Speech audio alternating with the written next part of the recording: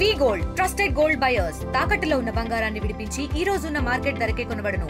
మరిన్ని వివరాలకు సంప్రదించండి 7710772020.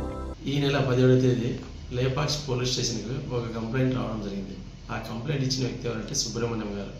ఆయన కంప్లైంట్ సారాంశం ఏమంటే, ఒక గుర్తు తెలియని మహిళ వీడియో కాల్ చేసి అసభ్యకరమైన వీడియో ఆమె ప్రదర్శించి ఆ వీడియోని ఆమె స్క్రీన్లో సేవ్ చేసుకొని ఆ తర్వాత ఆ సుబ్రహ్మణ్యం గారికి ఫోన్ చేసి డబ్బులు డిమాండ్ చేయడం జరిగింది.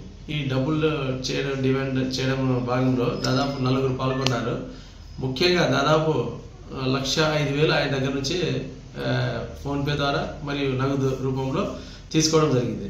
దీంట్లో భాగంగానే Lepakshi police station crime number 47/25 case register చేసి దర్యాప్తులో భాగంగా రాయశ్రీ పుట్టవర్తి ఎస్పీ మేడం అయిన రత్నగారి మేడం ఆధ్వర్యంలో రాయశ్రీ హిందూపూర్ డిఎస్పీ సార్ పర్యవేక్షణలో అందరు సిఐలు ఎస్ఐలు